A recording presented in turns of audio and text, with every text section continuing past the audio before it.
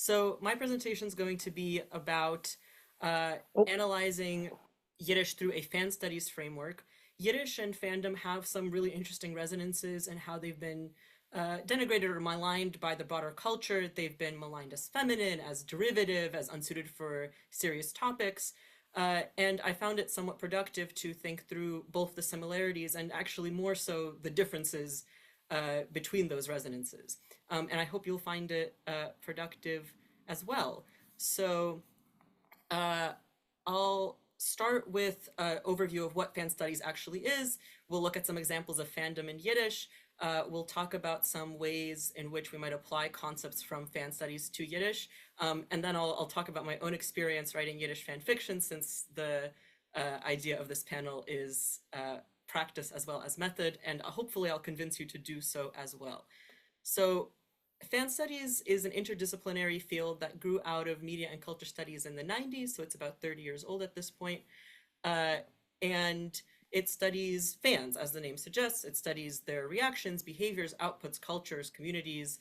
And you all probably have at least some image in your mind of what a fan is, whether that's a Red Sox fan or a Swiftie or a Star Trek enthusiast. And all of those are perfectly suitable for the way in which I'm going to be talking about fans. But just to make sure we have a single definition that we're all working from, uh, this is a definition from uh, the Oxford Bibliographies. Fans are individuals who maintain a passionate connection to popular media, assert their identity through engagement and mastery over its contents, and experience social affiliation around shared tastes and preferences. So with that out of the way, let's look at some concepts from fan studies that we're going to be working with today. So one distinction that fan studies scholars makes are a distinction between affirmational fandom and transformational fandom. So affirmational fandom is a relationship to the source material that prioritizes knowledge, accuracy, and deference to the text. Affirmational behaviors may include memorizing statistics, trying to figure out one true version of the source text, usually based on authorial intent, and seeking closeness with creators of the text. Transformational fandom is a relationship to the source material that prioritizes its use as a starting point for further creativity. So transformational behaviors may include fan fiction, fan art, and possibly more critical approaches to the source material. We also have this concept of a transformative work, and simply put, this is any work that takes elements from existing material and reimagines them in new contexts, formats, or configurations.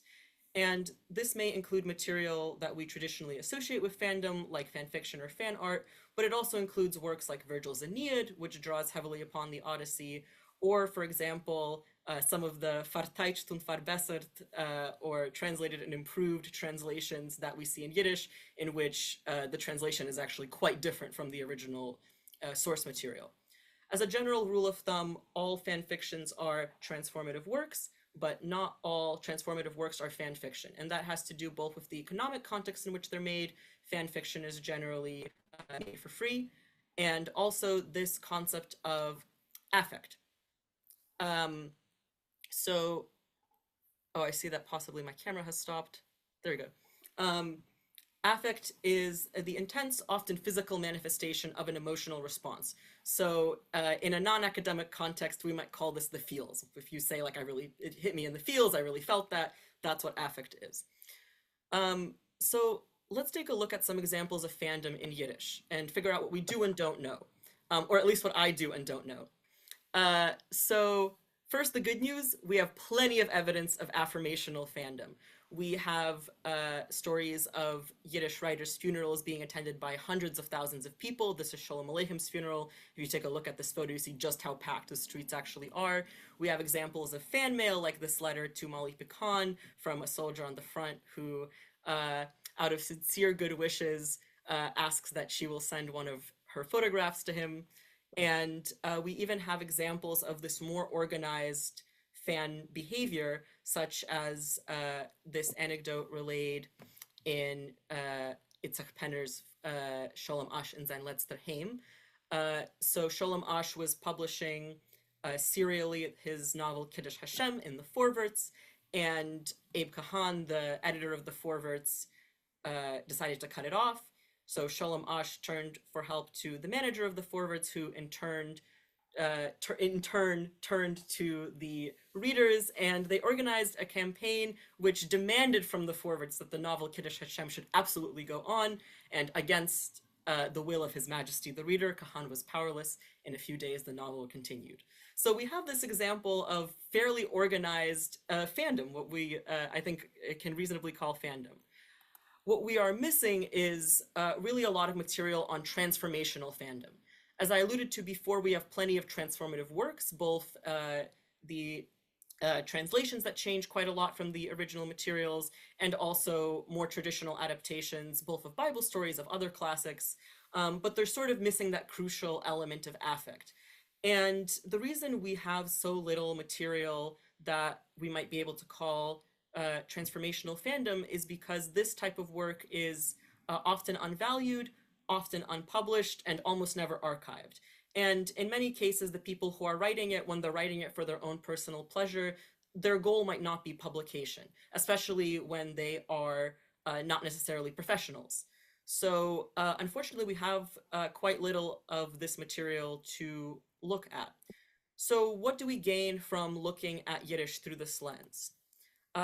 Hopefully two major things. One is we have this new framework through which to compile and prioritize material that has traditionally been excluded from archives. My hope is that, I've sort of said, I haven't really been able to find that much evidence of transformational fandom, but possibly with this framework in mind, those of you in the audience might think of something that you've seen, that's sort of a detail that just seemed out of place, that now might be reinterpreted through this framework. But the second thing that I will focus on more today is that this gives us an invitation to examine different modes of relating to Yiddish through these concepts. And I specifically want to take a look through affect. And I'm actually very happy to have heard the previous presentations today that have been problematizing the idea of post-vernacular Yiddish, because I want to suggest, if not an alternative, at least a companion to post-vernacular Yiddish. So I want to suggest affective Yiddish, which I am defining as uses of Yiddish in which a strong emotional connection to the language is foregrounded and shapes or defines the speaker experience. I've always kind of bristled at the fact that the theory of post-vernacularity lumps together something like, for example, this mug of Yiddish insults with something like a group of Yiddishists meeting, choosing to speak Yiddish, even if it's very performative. Because clearly there are two very different relationships to Yiddish language and Yiddish culture in those two instantiations of Yiddish. Although this theory might have a lot of overlap with post-vernacularity, because many learners and even native speakers today have a very emotional relationship to Yiddish, and moments of post-vernacularity that Jeffrey Chandler describes in his original essay, including, for example, klezmer revival concerts or two Yiddish speakers loudly speaking to each other in Yiddish so everyone knows that they can speak Yiddish and that they are choosing to speak Yiddish. These are acts that try to provoke an emotional response, whether that be pride, belonging, nostalgia, or something else. But by looking at them through the lens of affect rather than post-vernacularity, we can remove the division of Yiddish into two distinct temporal states, vernacular and post-vernacular, and instead focus on experiences of the speakers. And these are experiences that speakers have had continually throughout the history of Yiddish. Because when we gather in our communities, we speak Yiddish, when we go to klezmer conferences, or when we hear Yiddish in any range of sort of making a choice, right? In some cases, Yiddish really is the best or only language for the option, but in many cases, I think for many of us here in the audience, when you're speaking Yiddish, you're making an active choice to do so. Regardless, a lot of people, wherever they fall in that spectrum, often have very strong emotional connection to Yiddish. But similarly, when Yod Lamed Peretz was speaking at the Chernovitz conference and espousing the values of Yiddish, when people were writing poems about Yiddish and about their feelings about it, when 100, 200, 300 years ago, people were talking about their Mammeloschen, we would certainly not call this post-vernacular, but this is still affective Yiddish. This is a moment in which your relationship to the language and your feelings about the language are foregrounded. Um, so I'm hoping that this helps tease out some of the tensions that we've been seeing with post-vernacularity, in that it decenters tragedy and a sort of break between two different types of Yiddish, and highlights continuity, that it centers personal relationships to the language and gives a little bit more agency to the speaker and their intention, and also removes this implied stigma of, if it's post-vernacular, then it's not vernacular. And as Professor Zarit said earlier, there's this sort of implied vernacular that we want to strive towards. I'm hoping that this theory gets around some of that. But I'm very curious to hear what you guys think and whether you think this is a useful, productive concept. I'm going to skip this, but I'm very curious to hear people's thoughts about whether you think we might be able to define Yiddish as a fandom, and whether that's a useful way to think about it. But now, to talk about my own experiences a bit more, I have written Yiddish fan fiction. I'm honestly a little bit mortified to be sharing this, but there is a good reason for it. So I wrote my first Yiddish fan fiction in early March 2021, which is about 2 months after the date of my very, very first Yiddish class. So the grammar available to me at that time was the present tense and kind of a weak grasp of the dative. So this is the entirety of that story. It is based on the only piece of Yiddish literature I had read at the time, which was Yiddish Kinder Aleph. And I limited myself to only vocabulary that I already knew, so that I would be able to use that vocabulary and sort of not get ahead of myself. And to my surprise, it actually received 4 comments, which is not that many, but still sort of surprising, considering what I thought was a nearly non-existent overlap. And I have to say it was a really good experience, because one of those people sent me a file with corrections upon my request of all the mistakes that I had made, and if you can read really quickly, you'll find them immediately. And another person commented saying that their Yiddish was still too beginner to be able to read it, but they hoped that they would be able to come back at some point and read it. And then they commented about a year later, updating me on their Yiddish progress to say that they were now able to read it, which was very sweet. So aside from fun experiences like this, what is the use of writing fan fiction in Yiddish, either as a personal experience or possibly as a pedagogical exercise? One is it allows you to leverage existing affect. If you are a fan of something, maybe not of Yiddish Kinder Aleph, but maybe of something like the Marvel films, that's something you are already excited about. That's something that you can then tie your interest in Yiddish, your interest in this other thing, and sort of double the power of your affect, of your interest. Of course, it encourages deeper reading of any text, but most relevantly for the theme of today's conference, it leverages negative associations with fan fiction for positive use.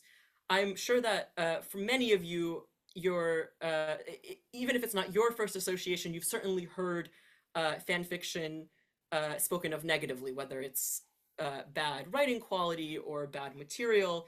And fan fiction writers and fan studies scholars rightfully push back on this.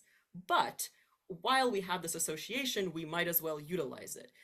Because what my experience was that I was very nervous about doing Yiddish badly. I felt it was very important that I do Yiddish well, but having the opportunity to write fan fiction, which I had this sort of negative association with, that, well, of course it's going to be bad, it's fan fiction, totally dispelled that fear. On the contrary, that sort of additional gravitas that was associated with Yiddish allowed me to do this thing that is, often seen as cringe, and I'll admit that I myself, was like, cringed a little bit at it, but it allowed me to do this thing without that feeling of cringe, because it had the additional gravitas of Yiddish. And I hope that some of you will be encouraged to write your own Yiddish fan fiction, but for those of you for whom that interest is not there, I encourage you to find something else in uh, in your life in which doing badly is not a bug but a feature, because that is something that is totally invaluable to a beginner language learner, and it frees you from the need to do well, uh, and it gives you the permission to do something you love without focusing on the perception of others. So I'm very curious to hear everyone's thoughts. If you want to chat later, my email is up here. Thank you all for your attention.